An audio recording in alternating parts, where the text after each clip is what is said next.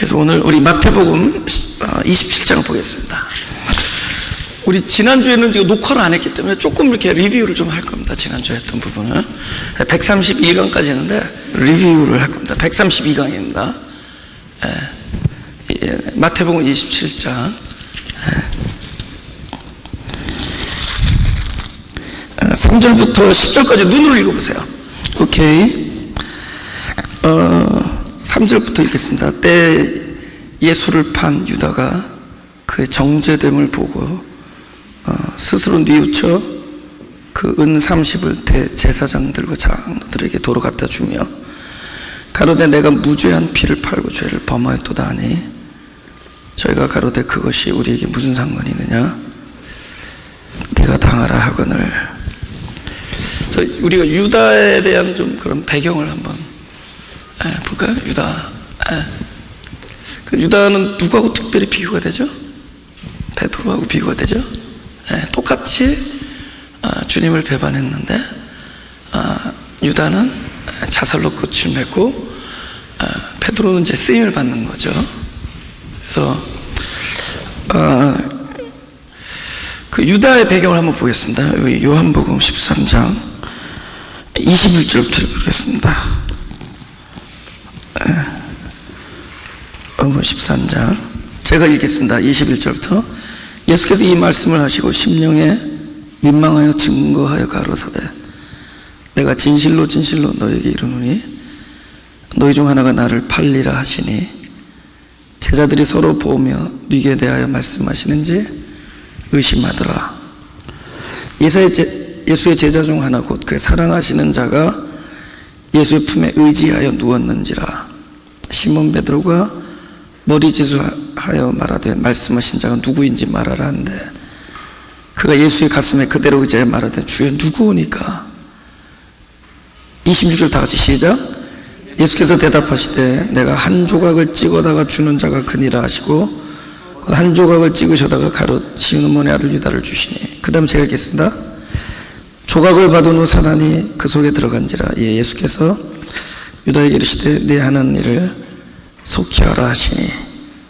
이 말씀 무슨 뜻으로 하셨는지 그 아는 자 중에 아는 이가 없고 어떤 이들은 유다가 돈꾀를 맡았으므로 명절에 우리의 쓸 물건을 사라 하시는지 가난한 자들에게 무엇을 주라 하시는 줄로 생각하더라. 우리 30절 다시 다 같이 읽을까요? 시작. 유다가 그 조각을 받고 곧 나가니 밤이더라.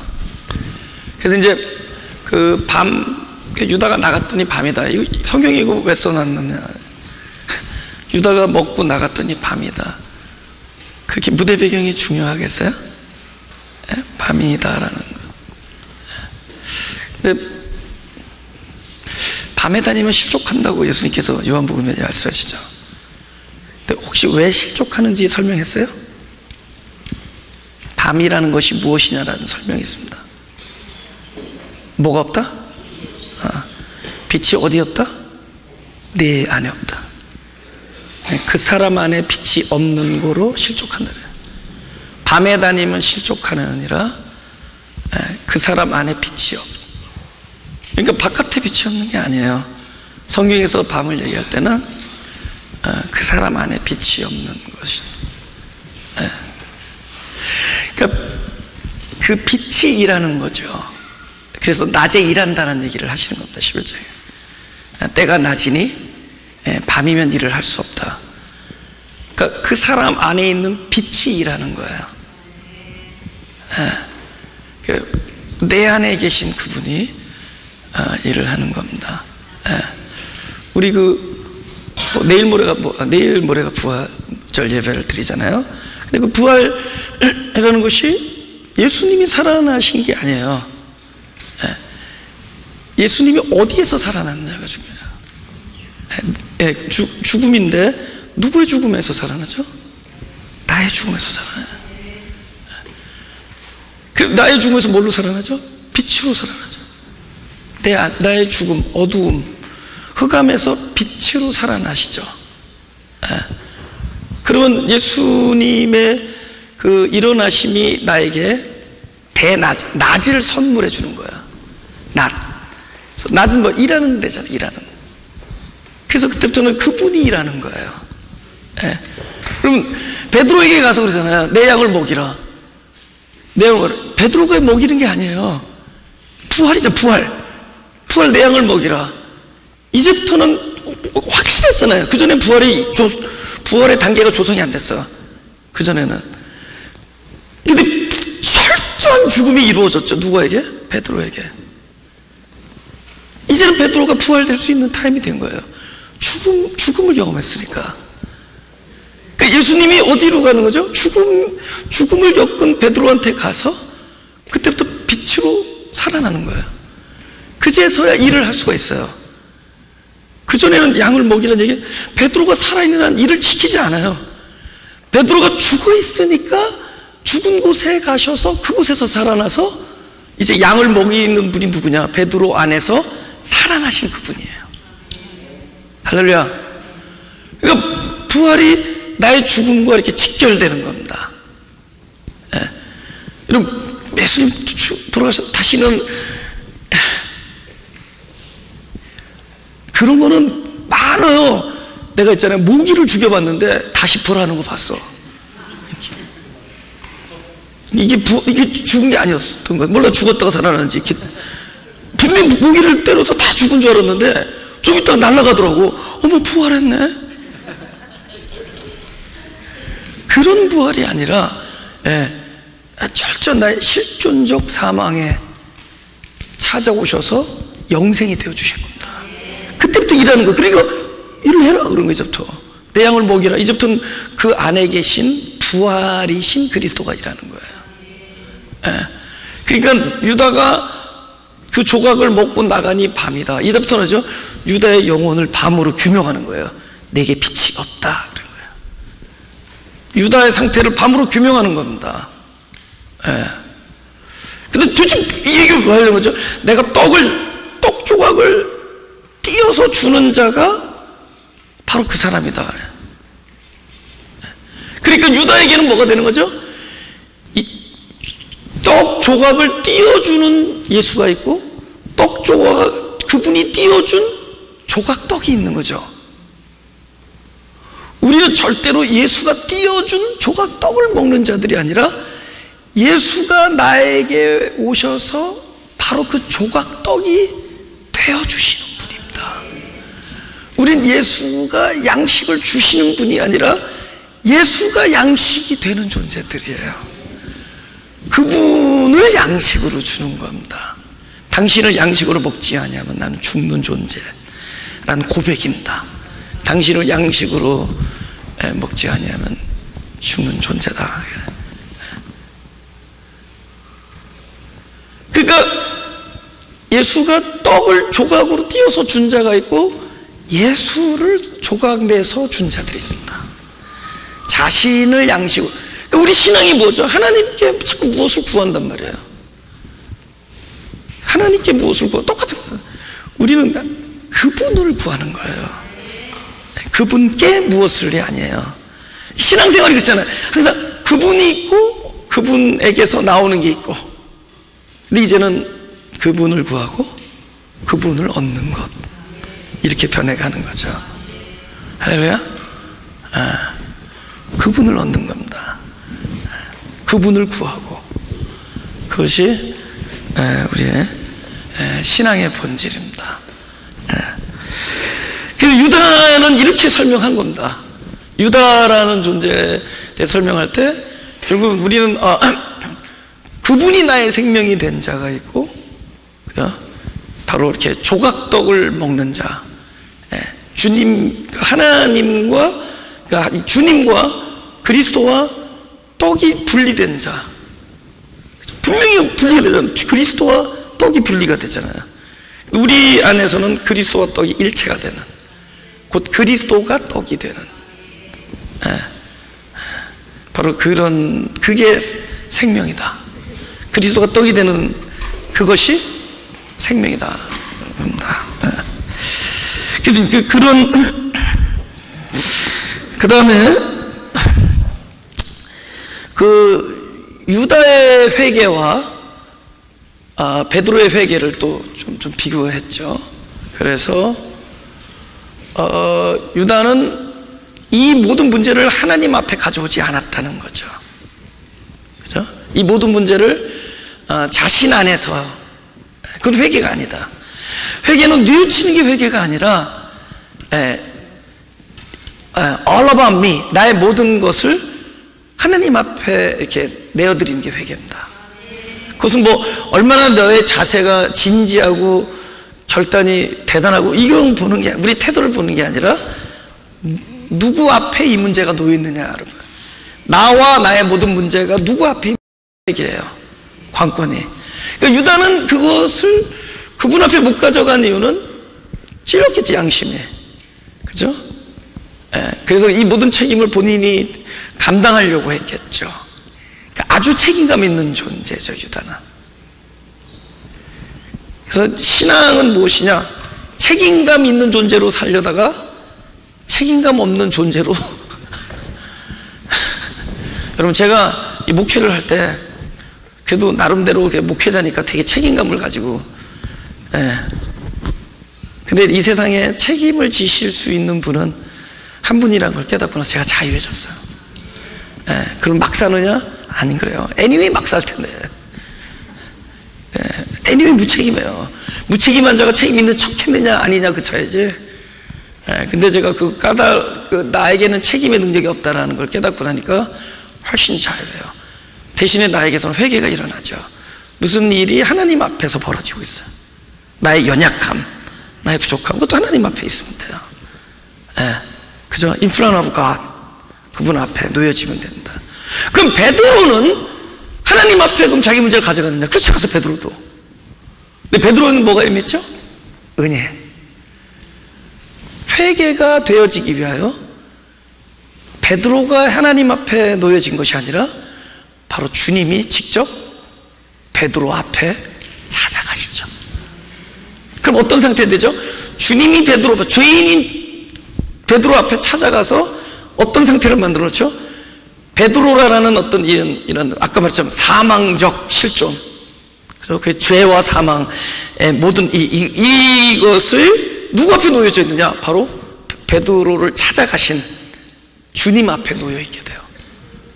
회개가 어떻게 이루어지죠? 은혜로 이루어지죠. 할렐루야. 여러분, 우리가 양심이 좋아서 회개한 것 같죠? 그분이 찾아오신 겁니다. 그분이 어정쩡하고 어디를 가야 될지 갈 바를 알지 못하는 우리에게 그분이 찾아오신 거예요. 그 회개가 이루어지는 겁니다. 할렐루야. 나 같으면 가가지고 귀시야 대한테 떼죠. I told you. 그러죠. 다시 말해봐. 이랬을 거 아니에요. 그죠? 뭐라고? 그래서. 나 같으면 그랬을 거예요. 그죠? 그죠? 야, 그리고 나를 부인하는 거 좋은데 왜 욕은 왜 해다냐? 그랬을 거 아니에요. 그죠? 왜 욕은 해가면서 욕까지 하면서 이렇게 나를 부인할 필요가 뭐 있느냐 한마디 했을 거예요. 마지막에는 침을 뱉었다는 얘기는 욕을 했다는 거거든요. 나 그런 놈 모른다 이런 거예요. 그죠? 그런 자식 모른다 이런 겁니다. 욕을 했다는 겁니다. 더 자기를 프로텍트하기 위해서, 보호하기 위해서 욕까지 했다는 거예요. 나한테 그냥 야, 나를 부인하는 건 좋은데 욕까지 이놈아 그럴 거예요. 근데 그분 한마디도 그거 아니에요. 그죠? 그냥 그 앞에 오신 겁니다. 그러면 내가 있는 자리에 하나님이 오셨지만은 사실 이 결과는 뭐죠? 하나님 앞에 내가 놓여져 하나님 앞에 있는 거죠. 회개의 상태가 이루어지는 거죠. 그러면 베드로와 유다의 아주 궁극적인 디퍼런스, 이 차이는 뭐냐? 베드로를 사랑하신 거예요. 불쌍히 여기시고 선택하신 겁니다. 그럼 저와 여러분은 뭐냐? 어떤 자세를 가지고 나가는 게 아니에요. 그분 앞에 그냥 아는 겁니다. 나를 사랑하시는 그분이 나를 선택하셨고 나를 용서하셨다, 여기까지 가는 거예요. 우리가 뭐 회개를 잘하자, 회개를 어떻게 잘해요? 그죠? 회까지는 되는데 개가 안 돼요. 우리는 회개를 잘 못해요. 그런 게 아니라고요. 우리는 은혜가 임한 자예요. 우리에게 회개가 일어나도 은혜고, 우리에게 어떤 대단한 주를 위하여 내 몸을 불사르겠다는 이런 헌신의 마음도 은혜로 되어지는 거예요. 주님을 감사하는 마음도 은혜로 되어지는 거고, 그러니까 이런 모든 것이 그분이 오셨기 때문에 되는 거예요. 부활, 그분이 오셔서 부활하는 겁니다. 여러분, 죽은 자가 어떻게 일어나요? 산 자가 죽은 자를 찾아가서 거기서 살아나셨거든요. 우리는 죽음이에서 죽음, 꼼짝달싹 못. 근데 은혜가 임한 거예요. 그래서 부활이 일어나는 겁니다. 할렐루야. 여러분, 예수님이 다시 일어난 게 부활 아닙니다.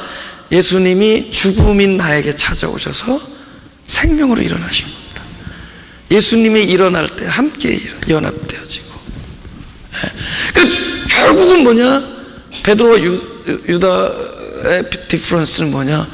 베드로는 저와 여러분처럼 하나님이 긍휼히 여기서 그 왜인 줄은 몰라. I don't know why. 내가 인생을 살면서 나라는 존재를 더욱 알면 알수록 더욱더 미궁에 빠져요. 왜 나를 선택했는지. 옛날에는 그래도 그랬어요. 교회에서 요절 잘 외우고 연못돈 안 띄어먹고 말 잘 듣고 그래서 선행상 탁탁 달고 그럴 때 하나님이 나를 사랑할 수밖에 없지 이렇게 생각했어요. 나를 안 사랑하면 누굴 사랑해? 이랬다고요. 근데 점점 내가 어떤 자라는 걸 알고, 그쵸? 내가 어떤 분을 만나 뵀는데 그분이 이제 자기 자녀 때문에 마음고생 오래 한 것 같아요. 그래서 제가 몇 번을 계속 만났습니다. 근데 마음고생을 굉장히 하는데 이 남자분은 교회를 한 번도 안 다니신 분이에요. 한 번도 안 다니는 분이에요. 근데 이런 얘기를 하는 거예요, 저한테. 그러니까 저하고 같이 만나면서 이런 얘기 많이 했죠. 내가 이번에 한국에 돌아가면은 여태까지 내가 나만을 위해서 살았는데 내가 무엇인가 다른 사람을 위해서 좀 봉사하면서 살고 싶은 마음이 들었다는 거예요. 교회 한 번도 안 와본 사람이에요. 근데 올 거예요. 이번 주에 올 겁니다. 예. 근데 그걸 딱 듣는데 내가 눈물이 나더라고요. 어떤 눈물이 나냐면 지금 이 순간에 이 사람이 나보다 훨씬 진실하다는 게 느껴요. 하나님, 이 사람은 너무 지금 이 순간에 너무 진실한 마음이에요. 그분 내가 올 때 이미 전도가 됐어요. 그분은 이미 아까 그 아드님이 그래. 예. 성경을 읽어서 깨닫는 게 아니래. 깨달아져서 읽혀지는 거래. 이런 말 대단한. 근데 그 아빠가 그렇게 해요. 내가 교회를 한 번도 안 다니는 아빠인데 내가 근데 그 순간에 딱 말을 듣는데 내가 눈물이 나더라고. 눈물이 나면서 무슨 생각이 드냐면 이분 진실하구나. 지금 이 순간에 하나님, 내 1년 365일 24시간 그죠? 내 하루가 저 사람처럼 짧게 기도했어요. 저 사람의 진실함처럼 내 1년 365일 24시간 12달 이것이 진짜 나도 요 진실함으로 살게 해주십시오라고 순간적으로 딱 기도를 했어. 내가 그분을 보면서 저런 진실함으로 살게 해주십시오. 다른 어떤 그 복잡하고 이런 마음이 다 사라지고 지금 이분이 외칠 때 이 진실함이 나에게도 1년 365일 깨달라고 기도했어요. 아무튼 내가 왜 그런 기도를 했겠어요? 나는 나를 알면 알수록 그렇게 진실하지 않아. 나는 굉장히 진실했다고 생각했어, 목회 시작할 때. 근데 알면 알수록 그렇게 진실하지 않아. 결국엔 내 사랑이야. 내가 성경 말씀 전하고 막 하는데 그 나를 또 보면은 결국 내 사랑이야. 설교를 진실하게 전하는 욕심을 이뤄내가는 사람이야. 끝이 없어요. 우리는 끊임없이 나라는 자기의 어떤 욕심 안에 그냥 가두어진 존재예요. 예. 나를 막 부인하려고 애를 썼다도 나도 많은 시간을 막 진리 때문에 갈등한다고. 그러나 이 갈등도 가만 보면은 남들보다 더 갈등을 하고자 하는 욕심이 나를 움직이는 거예요. 욕심이 얼마나 지저분한지 별걸 다 할 욕심내요. 나를 부정하는데 나보다 자기 자신을 부정하는 사람 보면 난 저 사람보다 나를 더 부정해야지라는 생각이 꽉 차요. 우리는 결국은 자기 사람 진실하지 않아. 우리는 그렇게 진실하지가 않아요. 단지 옛날과 내가 지금이 다르다면 지금은 좀 더 나를 좀 현미경으로 볼 수 있게 해주고 그때는 그냥 겉으로 나타나니까 나는 이만하면 참 그래도 다르다 뭐 이런 생각을 하면서 살아요. 이만하면 나는 그래도 다르다 뭐. 나는 그래도 뭐 고민도 하고 갈등도 하고 선하게 살고 애를 쓰면 이런데 알면 알수록 그 속에는 결국 또 나를 사랑하는 나야. 우린 진실하지 않아요. What about you? What about you? 진실해요? 노면? 그거 봐, 다 거기는데. 우리 그렇게 진실하지 않아요. 근데 하나님은 왜 저 사람들을 택했나 하는 거예요. 하나님 왜 저 사람들을 더욱 사랑하고, 하나님 왜 저 사람들 때문에 자기 몸까지 다 내어드려. 사람의 몸을 입고 와서 그 영광을 다 버리고, 나중에는요 어느 영광까지 버리죠 하세요? 하늘 영광을 버리니까 사람으로 오시고, 사람의 영광까지 버려서 결국은 십자가에서 죽어요. 그리고 이 모든 일들이 다 왜 이루어지느냐? 별로 진실하지 않고 별로 보여줄 것 없는 저와 여러분을 사랑했다라는 이 하나의 이유 때문에, 그 하나의 이유 때문에, 그 은혜 때문에 그 일이 이루어진 거예요. 그 때문에 이루어지는 거예요. 그러니까 우리가 뭐 유다를 보고 베드로를 분석할 필요도 없고 분석해봤자 소용없고 남과 뭐 유별나지 않습니다. 베드로가 특별하지가 않아요. 한번 말 제대로 한번 잘했죠. 멋있게 한번 했죠. 주는 그리스도시요 살아계신 하나님이 아니까. 그러니까 예수님께서 제대로 정답, 그것은 네가 한 것이 아니라 하늘에 계신 아버지가 알게 줬다. 그렇게 얘기해요. 그러니까 우리는 베드로에 의해서 아무것도 흠모할 만한 걸 볼 게 없어요. 그리고 let's not do that. 우리 사람들에게서 어떤 흠모할 만한 태도를 발견하려고 하지 말란 말이에요. 그 변변치 않은 사람을 사랑하신 하나님의 사랑을 나에게 부모되는 것을 발견하라는 거예요. 그 변변치 않은 사람을 선택한 하나님의 선택이 지금 나에게 경험되어지고 있다는 걸 보자는 겁니다. 바로 그 얘기를 하려는 거예요. 이 본문은 베드로가 유다보다 훌륭하다는 게 아니에요. 뭐 회개를 잘했다는 게 아니라도, 얘는 회개조차도 못해서 어정쩡했대도 죽을 용기도 없었고 뭐 어떻게 해야 될지 모르는 거예요. 그쵸? 지금 이런 상황에서 결국은 딱 한마디 하자. 물고기나 잡으러 가자. 물고기나 잡으러.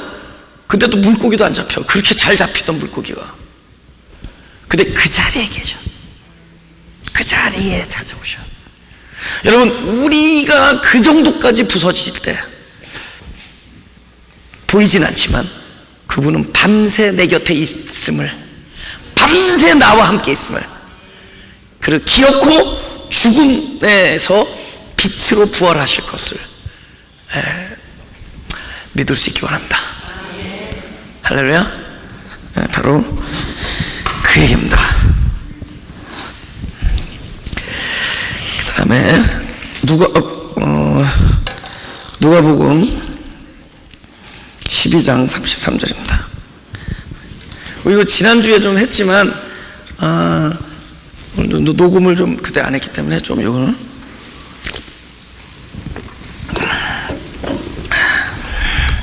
오케이. 누가복음 12장 제가 읽겠습니다. 33절. 너희 소유를 팔아 구제하여 낡아지지 아니하는 주머니를 만들라. 곧 하늘에 둔 바 다함이 없는 보물이니 거기는 도적도 가까이 하는 일이고 좀 더 먹는 일이 없느니라. 34절 다 같이 시작.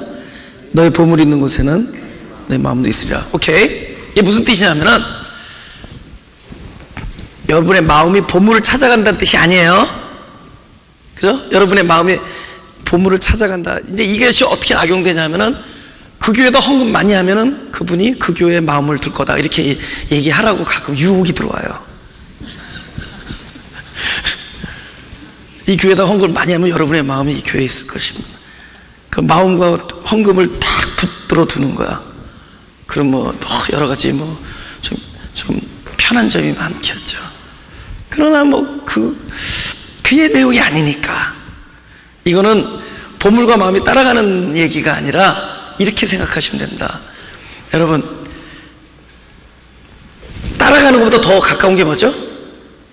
하나가 되는 거죠. 네, 붙은 거죠. 우린 그동안에 보물 따로 있고 내 마음 따로 있었는데 어느 날 보물이 사라져. 내 마음에서, 내 마음과 내 눈에서 보물이 사라져. 그럼 보물이 어디 갔지? 자기 마음이 보물이 돼요. 언제 그런 줄 아세요? 이 마음이 다른 보물로 꽉 차 있을 때는 그 마음이 보물이 아니야. 근데 마음에 서 있는 보물들이 내 눈앞에서 지워지고 사라지고 보물이 보이지 않을 때 내 마음이 보물이 돼. 왠 줄 아세요? 이 마음이 이제부터 참 보물이신 그리스도를 담는 마음이 되기 때문에. 할렐루야. 그거를 성경에서 주머니라 그래요. 보물 주머니. 보물만 담기를 원하고 보물만 담겨지는 그 마음이 보물이 돼요. 할렐루야. 이제부터는 안에 담긴 보물과 주머니가 일체를 이뤄요. 보물 주머니. 일체가 되는 겁니다. 할렐루야. 그럼 그동안에는 이 마음에 다른 보물로 차 있었기 때문에 참 보물을 담지 못한 거예요. 그때는 뭐죠? 이 주머니가 보물이 아니에요. 내 마음. 그런데 내가 보물로 여기던 것들이 다 눈앞에서 사라지고, 사라졌다는 건 뭐냐? 더 이상 보물 취급 안 하겠다는 뜻입니다. 근데 더 이상 이걸 보물 취급 안 하는 건 언제 가능하죠? 더 센 거 만났을 때요. 더 보물 같은 걸 만났을 때 그 일이 벌어져요. 내가 이게 보물인 줄 알았어요. 근데 진짜 보물을 만나니까 더 이상 이것이 내 마음에서 보물이 되어지지 않죠. 이 작업을 내 소유를 팔아, 이렇게 됩니다. 언제 내 소유를 팔죠?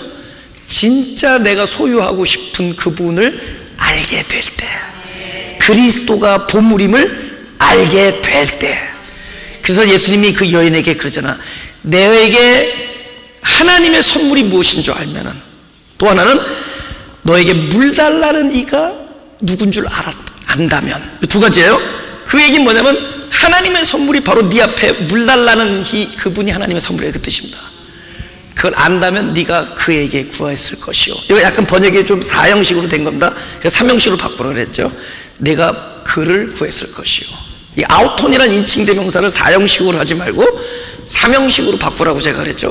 번역할 때 내가 하나님의 선물과 네 앞에서 물 달라는 네가 누군 줄 알았다면 네가 그를 구했을 것이요, 그가 너에게 생수를 주고. 생수가 바로 그분이거든.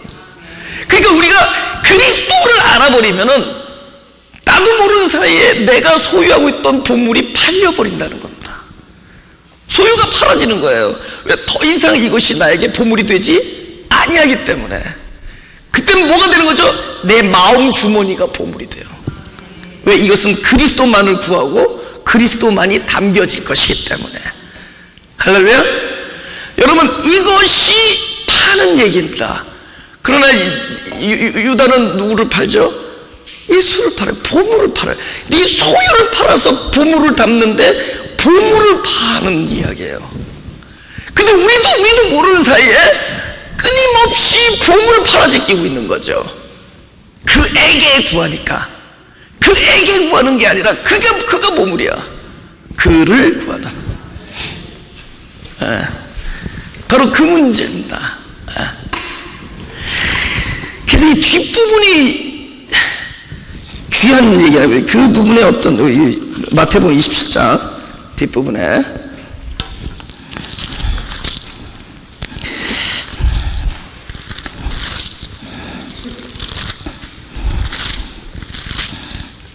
보세요.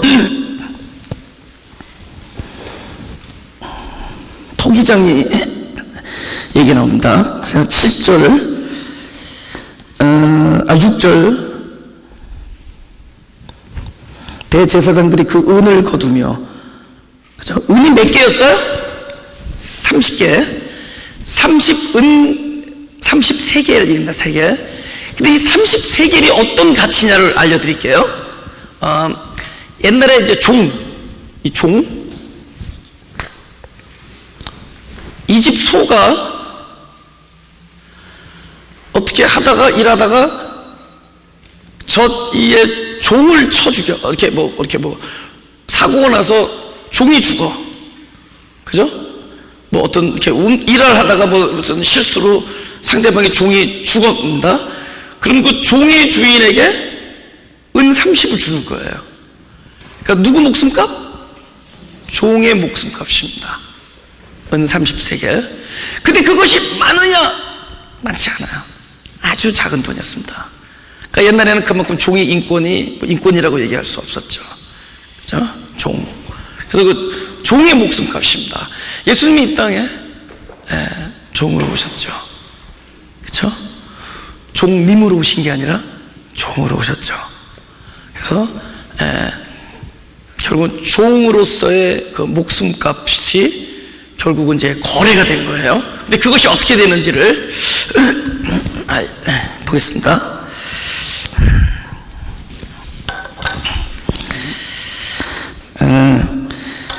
6절 대제사장들이 그 은을 거두며 은 30개를 거두며 가로되 이것은 피값이라 성전고에 넣어두며 옳지 않다고 의논한 후 이것으로 토기장이의 밭을 사서 나그네의 묘지를 삼았으니 그러므로 오늘까지 그 밭을 피밭이라 일컫으리라. 이에 선지자 에레미야로 하신 말씀이 이루었나니 일렀을 때 저희가 그 정가된 자 이스라엘 자손 중에서 전가한 자의 가격 곧 은 30을 가지고 토기장이의 밭값으로 주었으니 이는 주께서 내게 명하신 바와 같으니라 하였더라. 그럼 우리가 또 에레미야를 또 찾아봐야겠죠, 그죠? 그 내용의 배경을 알아야 될 거예요. 그러나 에레미야만 인용한 건 아니에요. 에레미야와 스가랴를 같이 인용한 겁니다. 근데 정확하게는 스가랴가 더 디테일해요. 그래서 두 개를 인용했는데, 예를 들면은 이 마태가 쓸 때 에레미야도 이렇게 말도 인용하고 스가랴 말도 인용했는데 역시 에레미야가 좀 더 유명하거든. 더 대선지자. 왜냐면 일단은 성경에 더 길게 써 있잖아요. 그죠? 그리고 이름이 벌써 4글자잖아. 에레미야, 이런 스가랴. 그러니까 그래서 에레미야의 글을 인용했다고 쓰는데 사실은 더 디테일한 내용은 이제 스가랴 예언이 되어 있습니다. 그래서 우리가 그걸 보자고요. 11장 12절 12절부터 제가 읽겠습니다. 오늘의 이 스가랴에서 좀 우리가 말씀을 좀 보자고요. 근데 이제 결국은 이거예요. 12절에 내가 그들에게 이르되 너희가 좋게 여기거든 내 고가를 내게 주고 그렇지 아니하거든 말라. 그들이 곧 은 30을 달아서 내 고가를 삼은지라. 여호와께서 내게 이르시되 그들이 나를 헤아린 바 그 준가를, 은 30이죠, 토기장이에게 던지라 하시기로 내가 곧 그 은 30을 여호와의 전에서 토기장이에게 던지고, 이렇게 나왔어요. 그러면 이 배경을 4절부터 우리 쭉 보겠습니다. 이 스가랴 11장 4절. 결국은 스가랴는 지금 예언자거든요. 예언자를 통해서 앞으로 오실 그 메시아의 순환과 이런 것들을 다 예언을 하는 거예요. 메시아에 대한 얘기. 근데 그 내용을 보자고요. 그대로 이루어집니다. 여호와 4절, 여호와 나의 하나님이 가라사대 너는 잡힐 양떼를 먹이라.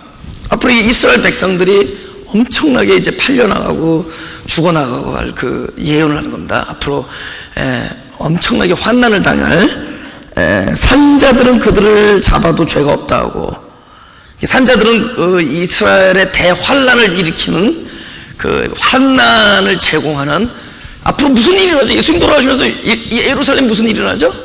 함락되죠. AD 70년경에. 그때 심각한 환난을 겪습니다. 그들이 좁혀 들어가, 이 예루살렘 성을. 나중에 뭐가 떨어질까요? 완주포에서 좁혀 들어 뭐가 떨어질까요? 양식이 떨어지죠.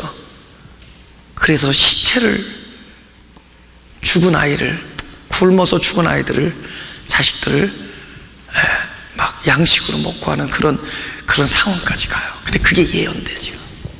엄청나게. 예루살렘이 멸망해. 근데 제가 늘 드리는 말씀이지만, 멸망된다는 건 멸망으로 끝나는 게 아니에요. 지금이 멸망되는 거죠. 그럼 지금이 멸망돼서 끝나냐? 그렇지 않아요. 오케이, 만약에 제가 이 건물을 만약에 뭐 새롭게 멋있게 현대식으로 짓는다 그러면은 짓기 전에 먼저 뭐부터 했냐? 이 건물을 멸망시켜야죠. 이 건물이 멸망당하지 않으면 새로운 건물이 지을 수 있어요, 없어요? 그럼 우리가 막 건물을 막 부수는데 그것만 딱 찍어서 보면 뭐예요? 와, 이 교회 망했다죠. 근데 거기서는 망한 거죠. 그러나 오히려 이 망한 자리가 뭐가 되죠? 새로운 것이 살아 세워지는 자리가 되죠.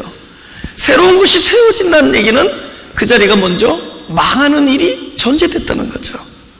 그러니까 예루살렘이 망한다는 것은 예루살렘이 가지고 있는 어떤 속성이 사라지는 거예요. 그때 당시는 환난이지만 그 속성이 사라진 게 새로운 게 태어나는 거죠. 그럼 당대 우리가 말하는 예루살렘은 뭐죠? 어떤 시대죠? 복음이 오기 전에 어떤 시대죠? 율법의 시대예요. 결국 율법이 무너지는, 뭐가 무너져? 눈앞에서 보이는 성전이 무너져요. 근데 성전이 무너지면 성전이 없느냐? 이제는 보이는 성전이 아니라 이제는 내 안에 있는 참된 영원한 성전이 세워지는 거죠. 영원한 성전을 세우기 전에 보이는 성전이 무너지는 겁니다. 절대로 성전의 본질인 하나님의 임재는 떠나지 아니하는 거예요. 근데 그때 당시에 뭐죠? 무섭죠. 환난이죠. 그 환난의 때를 지금 예언하는 겁니다. 근데 그러나 세워진 자에게만 복이지 계속 무너진 거에 매달려 있으면 그런 끊임없이 멸망이죠. 근데 여기서 그런 것들을 지금 미리 예언을 하시는 겁니다. 스가랴라는 선지자를 통해서. 그래서 산자들은 그들을 잡아도 죄가 없다고 그죠? 판자들은 말하기, 이건 그때 뭡니까? 그 당대 그 지도자들입니다. 그죠?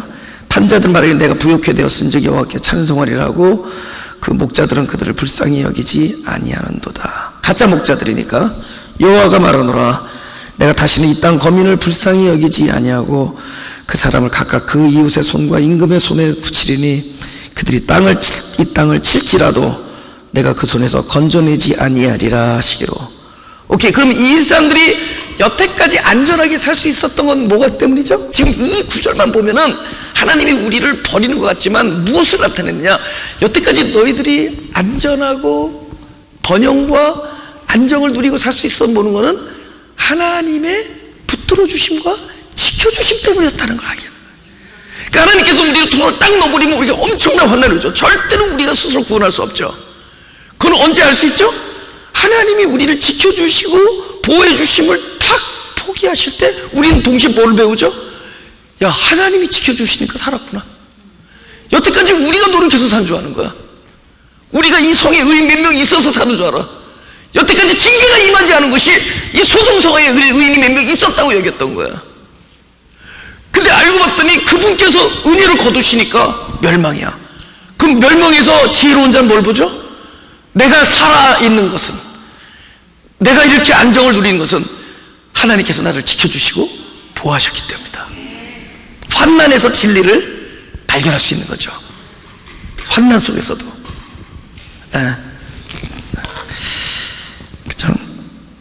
7절, 내가 이거는 이제 스가랴라는 이제 선지자지만 사실 이제 예수님의 대언자죠. 여기서 내가 이 잡힐 양떼를 먹이니, 이제부터 내가 보호하겠다는 거죠. 참으로 가련한 양이라. 너무 불쌍하니까 드디어 이제 목자가 나서는 거죠. 참목자가.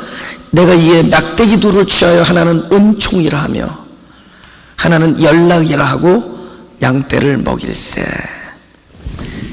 오케이.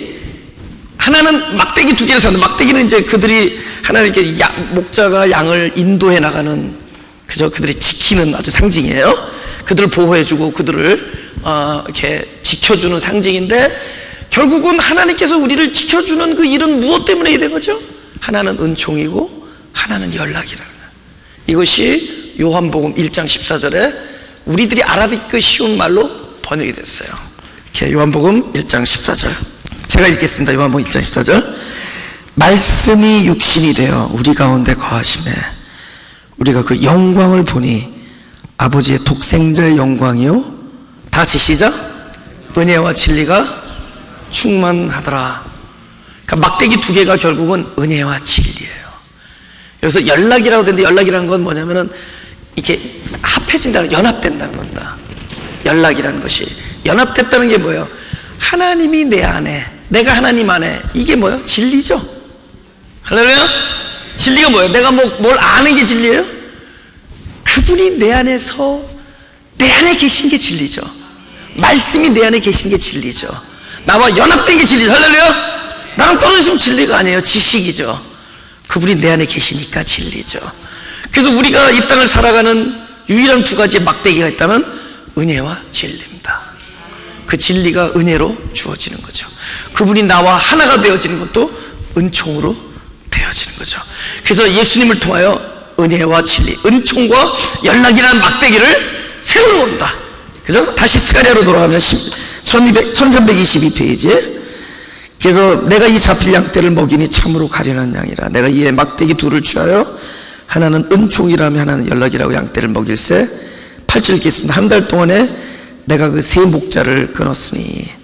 이건 이제 짧은 시간이, 영원한이라는 것에 비교해서 짧은 시간에 세 목자는 뭐냐면 가짜 목자들입니다.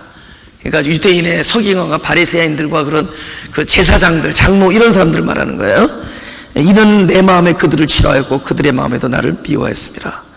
내가 가로되 내가 너희를 먹이지 아니하고 죽는 자는 죽는 대로 망할 자는 망할 대로 그 나머지는 피차 살을 먹는 대로. 지금 이 피차 살을 먹는 게 이루어졌죠. 여러분, 너무 굶으니까 저거 언제 죽나 기다렸대도, 너무 배고프니까 이 성 안에서 음식이, 이거 요세푸스의 그 역사 나와요. 이 이스라엘 그 AD 그 디도스 장군이 들어가서 그 성을 포위할 때 이들이 끝까지 그 성을 지키는, 로마에 항거한 겁니다. 근데 이들이 치고 나갈 힘은 없고 그냥 성문 꽉 잠궈두고 안에서 버틴 거예요. 버텼는데 얘네들 뭐예요? 포위하니까 뭐가 없죠? 양식이 없어. 그러니까 뭘 기다리냐면은 저거 언제 죽나, 저거 언제 죽나 하다가 자기가 먼저 죽으면 자기가 양식이 되고, 저게 먼저 굶어 죽으면 그게 양식. 서로, 여기 말한 것처럼 여기 써있죠. 뭐라죠? 서로 피차 살을 먹는 대로, 피차 살을 먹는 일이 일어납니다. 죽을 자는 막 죽어나가고 망할 자는 망하나가고. 10절 읽겠습니다. 이에 은총이라는 막대기를 취하여 잘랐으니 이는 모든 백성과 세운 언약을 폐하려 하였습니다. 이게 무슨 얘기냐면, 여러분, 예수님이 안 계시면은 뭐가 사라진 거죠? 은총이죠. 예수님이 은총을 거둔 게 아니라 그들이 예수님을 구주로 믿지 아니하면 예수님 입장에서는 그들이 뭐를 부록한 거죠? 은혜라는 막대기를 부러뜨린 거예요. 그러니까 우리가 누구 때문에 사느냐? 바로 예수님이 나에게 은총이라는 막대기가 됐기 때문에 사는 겁니다. 그분이 나의 구세주가 되시지 아니하면은 결국 그분이 막대기를 부러뜨린 것이 아니라 우리가 그 막대기를 져버린 거죠. 그걸 그렇게 표현을 하는 겁니다. 그래서 11절 당일에 곧 패하매. 은혜가 사라지니까 그날로 없어지는 거예요. 내게 청종하던 가련 양들은 이것이 여호와의 말씀이었는지를 안지라. 누구만 알게 되죠? 그 은혜를 붙들고 있는 자들은 이것이 다 여호와의 말씀대로 되어지는 것을 보게 됐다, 그 뜻입니다. 그런데 12절이 중요해요. 내가 그들에게 이르되 너희가 좋게 여기거든 내 몸값을 지불하라는 겁니다. 내가 수고한 값을, 내 고가를 내게 주고 주기 싫거든 말라. 그러니까 그들이 뭐라고요? 은 30을 달아서 내 고가를. 오케이, 예수님이 우리에게 거래를 하자고 할 때 나를 돈으로 쳐달라. 그러니까 그들이 뭘로 쳐주죠?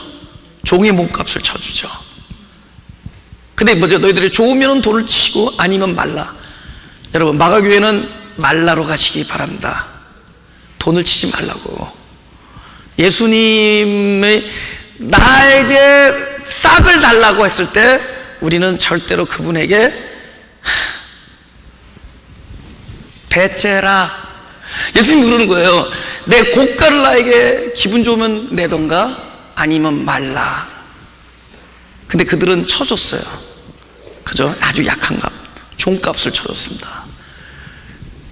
근데 궁극적으로 그분이 원하던 것은 예수님께 그것을 쳐주지 말라는 겁니다. 우리가 어떻게 당신을 돈으로 줄 수 있겠냐는 거죠. 우리는 뭐가 원하는 거죠? 뭐를 원하는 거죠? 그분이 은혜를 거두어드리지 않고 은총이라는 막대기를 부러뜨리지 않고 여태까지 우리를 지켜주신 그 지켜주신 은혜로 계속 나가기를 구해야 되겠죠. 할렐루야. 그들에게 우리가 하나님께 무엇인가 나로부터 비롯된 걸로 그분과 넥더 딜을 하지 말란 말이에요. 주님이 나에게 은혜를 베풀었으니 나는 당신께 헌신을 하겠나이다, 이런 거 하지 말라는 겁니다. 우리가 헌신을 한다면 어떤 것에 결과로 되는 거지 딜하기 위해서 하는 게 아닙니다. 그분께 가격을 쳐드리는 게 아니에요. 당신이 나에게 은혜를 베풀었으니 나도 당신께 가격을 쳐드리겠습니다 해서 헌금하지 말라는 겁니다. 이 모든 건 뭐죠? 이 세상 돈으로 가격을 매길 수 없는, 진짜 무엇으로도 매길 수 없는 엄청난 은혜를 가진 자의 결과로 되어지는 거라는 거죠. 할렐루야. 그러니까 그분을 우리가 무엇인가로 딜하지 말라는 거예요. 페이하지 말라는 겁니다. 차라리 낼 게 없다라는 거죠. 사실 우리로부터 그분에게 드릴 수 있는 게 뭐가 있겠어요?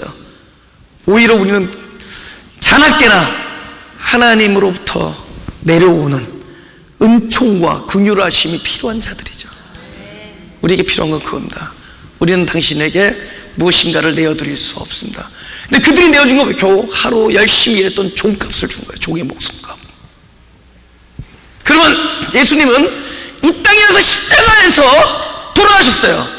근데 무엇을 돌아가죠? 우리를 끝까지 서빙하는 종의 몸으로 매달려서 돌아가십니다. 근데 그 종의 몸을 폐기를 해버리면 어떻게 되는 거예요? 그분의 죽음과 돈과 그냥 비겨버리죠.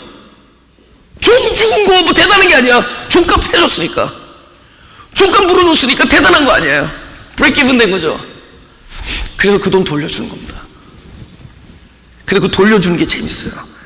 종으로 해서 죽은 그 몸값을, 그들이 쳐서 준 몸값을 어디다가 하죠? 그 12절이에요 12절 13절 내가 그들에게 이르되 너희에게 좋게 여기던 내 고가를 내게 주고 그렇지 아니하거든 말라. 그들이 곧 은 30을 달아서 내 고가를 삼으지라. 13절 다 같이 시작. 여호와께서 내게 이르시되 그들이 나를 헤아린 바 그 중가를 토기장에게 던지라 하시기로 내가 곧 그 은 30을 여호와의 전에서 토기장이에게 던지고. 여러분, 인류가 저나 여러분을 포함해서 은혜를 구한 자는 하나도 없습니다. 우리는 그분을 종값으로 그냥 팔아버렸어요. 인정하십니까? 근데 그 팔아버린 것을 그냥 억셉트했다면 우리에게 진정한 구원이 일어나지 않습니다. 그러나 감사하게도 우리가 종값으로 그분의 영혼을 사들인 그 돈을 그는 어디에다 던지냐? 바로 토기장이신 하나님의 밥에 던져요. 우리를 무엇으로 지었죠? 흙으로 짓죠. 우리의 영혼이라는 밭에 그 돈을 던집니다. 그래서 그걸 누구에게 맡기죠? 그 영혼을 토기장이신 하나님께 맡겨요. 그분이 오히려 그 은 30을 던져줬기 때문에 우리는 그분의 죽으심이 나에게 무관해질 뻔했는데 오히려 그분의 죽음을 우리가 페이백 못합니다. 근데 그 죽음의 공로가 어디로 넘어가느냐? 하나님의 손안에 쥐어져요. 그리고 혜택이 누구에게 들어오냐? 바로 밭인 우리에게, 토기장에 밭인 우리에게 돌아옵니다.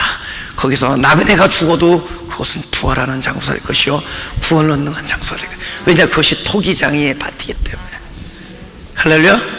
그리스도의 몸값이 그에게 지불되지 아니한 것을 감사해야 됩니다. 그걸로 인해서 그분의 십자가의 나의 죽음과 나의 모든 것이 마치 그 빌라도처럼 물을 탁탁 털고 아무런 상관이 없다라는 식이 될 뻔했는데 우리는 빚쟁이가 된 거예요. 상관이 있게 된 것을 감사해요. 그러나 그 빚을 그리스도의 죽음 안에서 다 뭐 한 거죠? 희년시킨 거예요. 탕감시킵니다. 영원한 뭐죠? 은혜와 진리, 은총과 연락이라는 막대기 안에서 우리는 그분의 구원을 누리게 됐다는 거죠. 할렐루야. 다시 요것만 돌아오고 마치겠습니다. 27장, 마태복음 27장.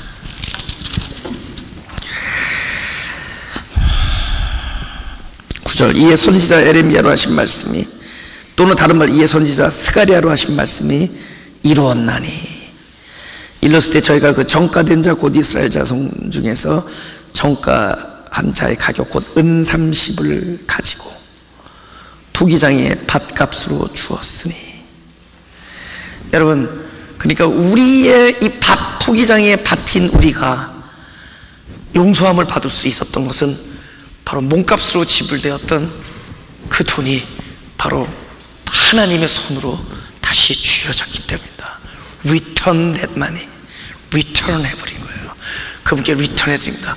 우리가 이 돈으로 당신의 죽음을 사는 것이 아니라 결국은 당신의 은혜의 주머니 손 속에 다 두는, 우리는 돈으로 사는 것이 아니라 그분의 죽음으로 살아나는 겁니다.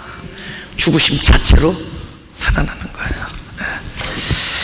10절 다 같이 갖고 마칩니다. 시작. 토기장의 밭값으로 주었으니 이는 주께서 내게 명하신 바와 같으니라 하였느니라. 여러분, 이제 그럼 어떻게 되는 거죠? 우리의 값은 바로 예수 그리스도의 죽음입니다. 그러면 예수 그리스도의 죽음은 우리의 밭값으로 오셨기 때문에, 우리의 밭은 예수 그리스도 죽음으로 지불되었기 때문에 이곳은 무슨 일만 남죠? 살아나는 일만 남죠. 지불됐잖아요. 그래서 살아나는 것이 부활입니다. 그분의 죽으심이 어디서 살아나죠? 진짜 영원히 죽을 수밖에 없는 이 하나님 앞에 있는 흙으로 지어진 우리에게 그분의 죽음이 지불되었기에 이제는 우리가 살아나는 일만 남습니다. 여기서 살아나요. 그분의 죽음이 여기서 살아나요. 그래서 부활되는 거예요. 더 이상 그분이 주어진 떡을 먹고 나가서 빛이 없는 유다가 되지 아니하고, 그분의 죽음이 내 죽음 안에서 부활되어져서 내 안에 빛이 있는 자로 살 때, 이제 낮이죠? 내 안에 빛이 있으므로 이제 내 양을 먹이라. 내 양을 먹일 수 있는 일을 내 안에서 빛이신 그리스도께서 직접 이루실 것이기 때문에 가슴에 손을 대시고,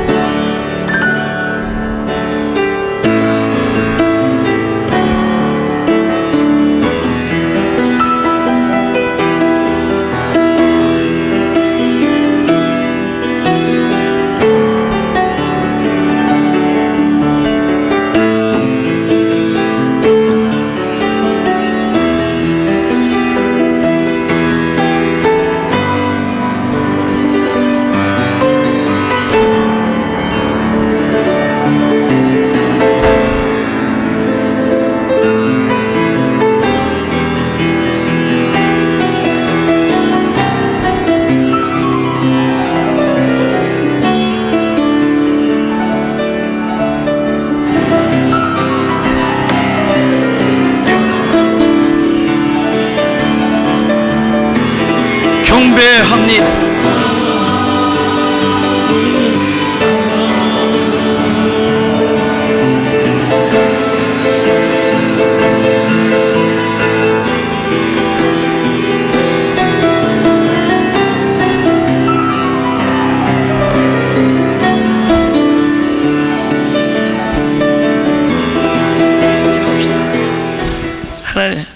하나님, 우리 존재를 받아주신 하나님께서 늘 내 곁에 계셔서 우리 연약할 때마다 우리 안에서 회개가 일어나게 해주신 은혜를 감사합니다. 이미 우리가 회개하고 있다는 것이 이미 용서받았음의 증거인 것을 믿습니다. 오히려 용서받은 자이기 때문에 회개하는 것임을 믿습니다. 이미 은혜를 받은 자에게 오히려 더 큰 은혜를 구하는 자가 되게 하여 주옵소서. 이미 용서를 받은 자에게 회개 눈물을 흘리듯이 더 큰 은혜를 구하는 자, 이미 하나님의 은혜를 받은 자에게 더 큰 은총을 구하는 자들이 되게 하여 주옵소서. 하나님의 진리의 말씀으로 우리 안에 가득 차 있기에 더한 진리의 배고픔으로, 더한 의의 목마름으로 나아가게 하여 주옵소서. 이곳이 하나님의 나라와 그의 의가 충만한 곳이 되되 내 마음이 바로 그것으로 가득 채워지는 곳이 되게 하여 주옵소서. 내 마음이 하나님의 나라로 사는 영적 부흥의 역사가 이곳에서 있게 하여 주옵소서. 감사드리며 예수 그리스도의 이름으로 기도드렸사옵나이다.